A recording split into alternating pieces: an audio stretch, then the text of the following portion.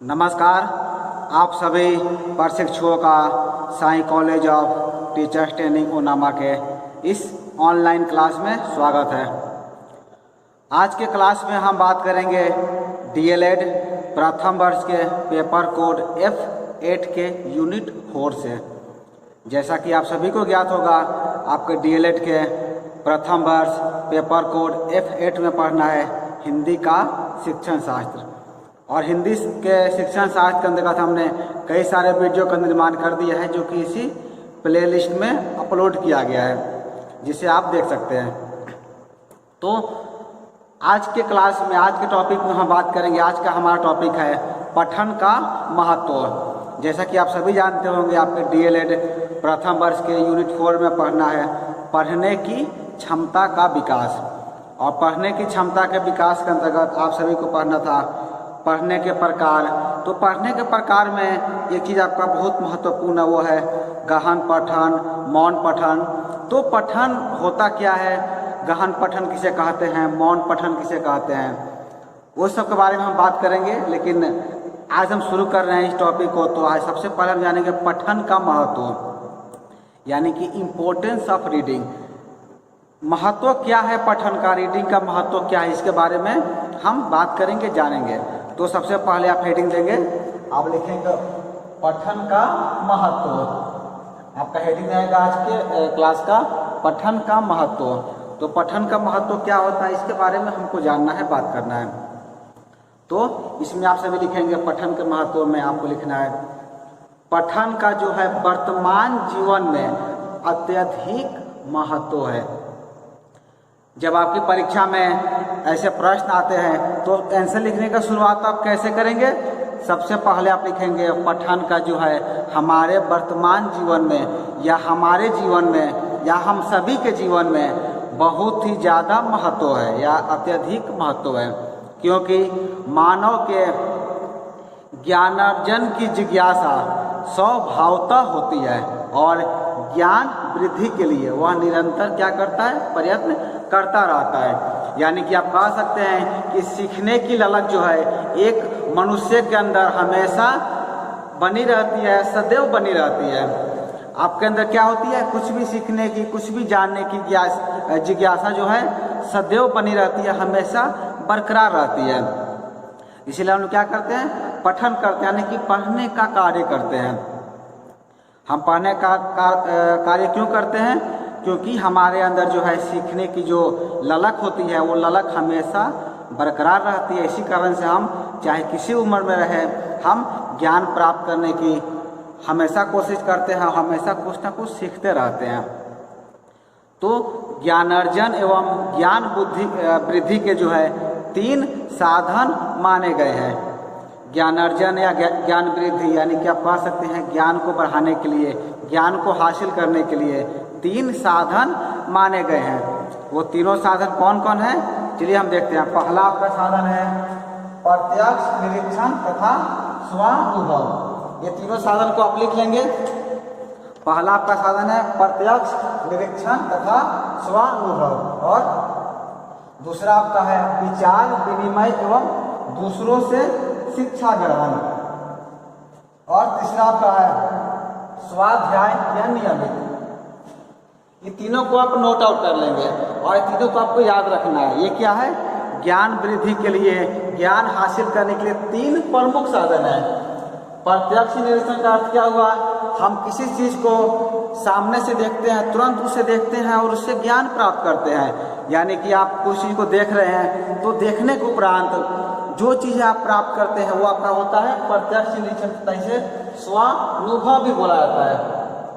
स्वानुभव का अर्थ हुआ स्वयं से अनुभव करके, यानी खुद से आप प्रत्यक्ष उसे देख रहे हैं, खुद से अनुभव कर रहे हैं और खुद से उसे सीख रहे हैं। ठीक है, तो पहला आपका होता है ज्ञान अर्जन या ज्ञान वृद्धि का पहला आपका हो जाता है प्रत्यक्ष निरीक्षण तथा स्वानुभव। ठीक है, समझ गए होंगे। और दूसरा आप लिखेंगे विचार विनिमय एवं दूसरों से शिक्षा ग्रहण। यहाँ पर एक शब्द है दूसरों से, विचार विनिमय। विचार विनिमय यानी कि आपस में चर्चा करके, एक दूसरे से बातचीत करके, या फिर दूसरे व्यक्तियों से शिक्षा ग्रहण।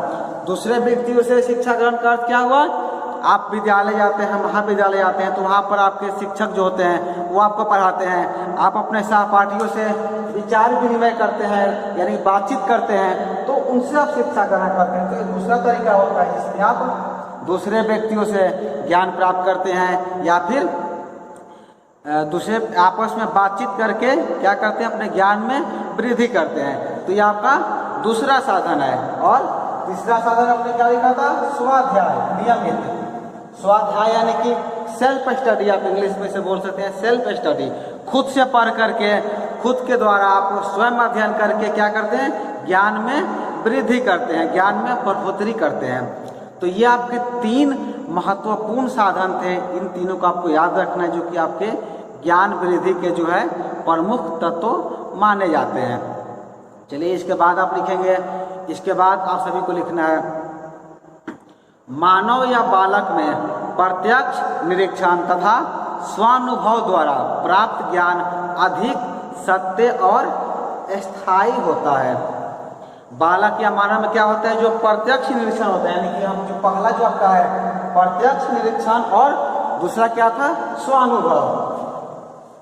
प्रत्यक्ष निरीक्षण स्वानुभव जो होता है, इसके द्वारा जो ज्ञान प्राप्त हम करते हैं, यह ज्ञान क्या होता है, अधिक सत्य होता है और ज़्यादा देर तक स्थायी होता है।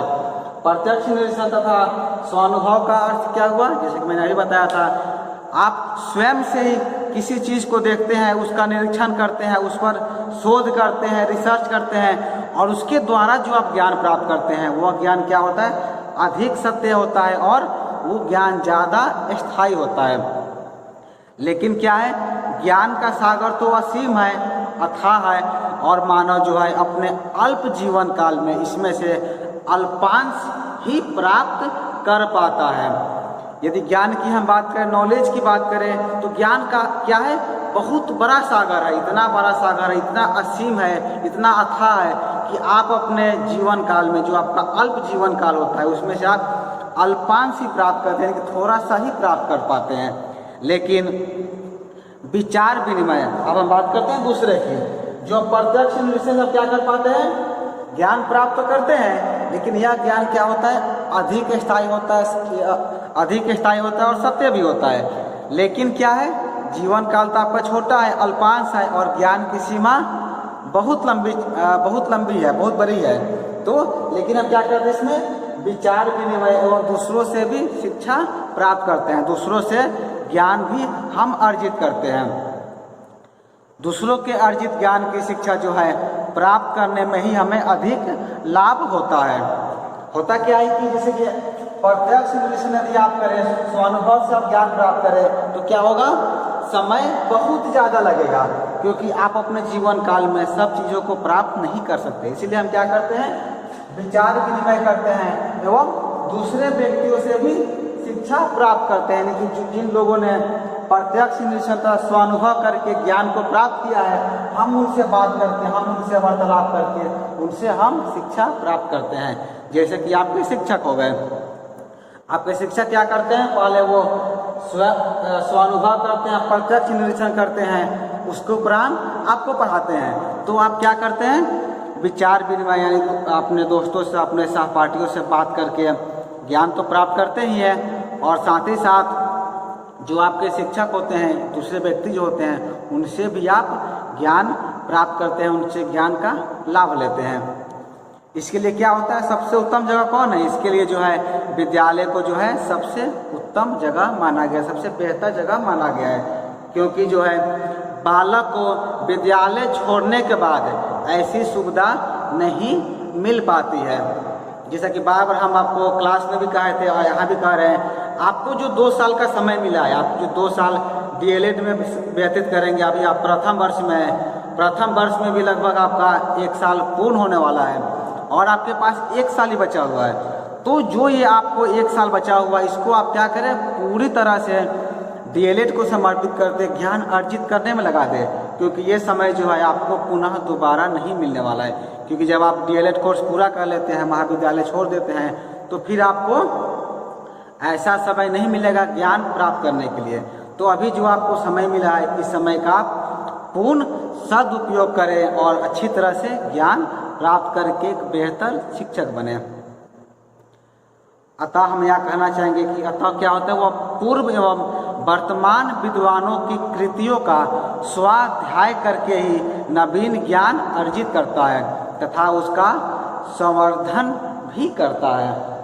यानी कि जब आप दूसरे व्यक्ति से शिक्षा ग्रहण कर लेते हैं और विद्यालय से आप निकल जाते हैं, विद्यालय छोड़ देते हैं, तब आपके पास क्या बचता है, तब आपके पास तीसरा ऑप्शन बचता है और वो होता है स्वाध्याय तथा नियमित।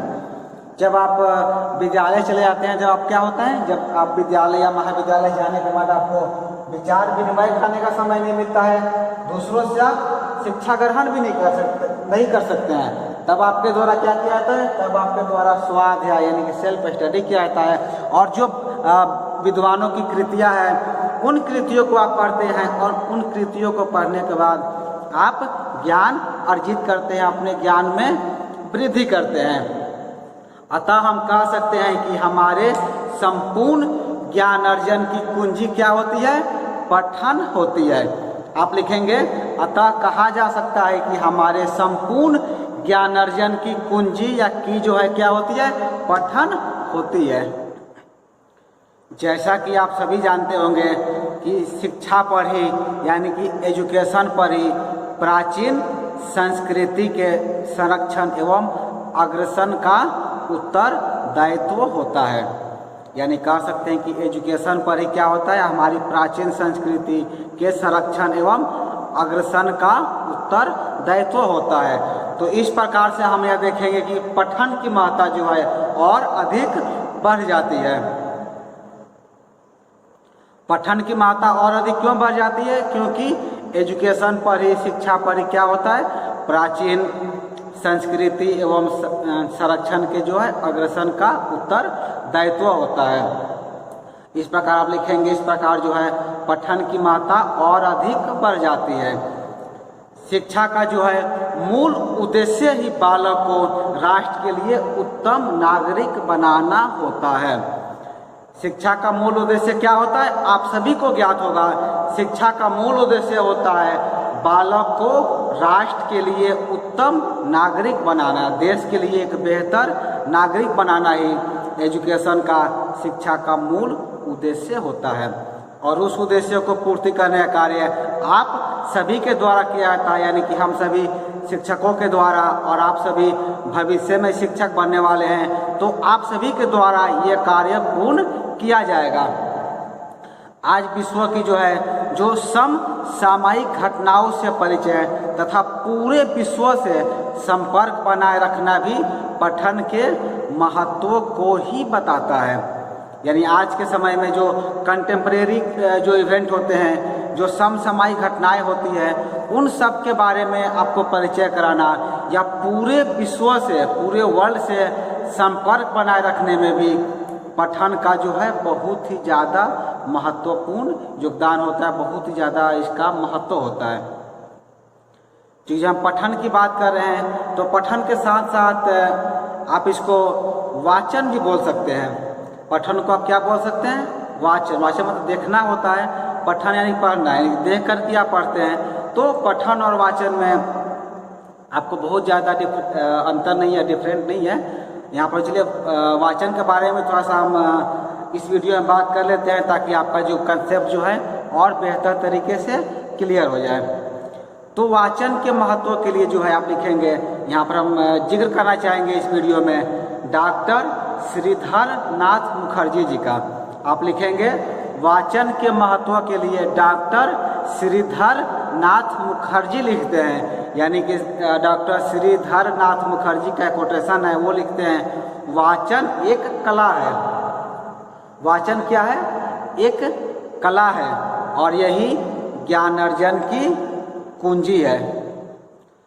वाचन शक्ति जो है ठीक रहने पर ही मनुष्य जटिल से जटिल विषय को पढ़कर उसे समझ सकता है तथा पढ़े हुए अंश का सार बोल सकता है, लिख सकता है। वाचन कर आप एक अच्छा वक्ता भी बन सकते हैं और एक अच्छा लेखक भी। अर्थात स्पष्ट है कि जो वाचन क्रिया जो होती है वो आपके मृत्युपरंत मानव के साथी के रूप में कार्य करती है, मानव के एक फ्रेंड के रूप में जो है आपका जो वाचन जो है वो कार्य करता है, वो वर्क करता है।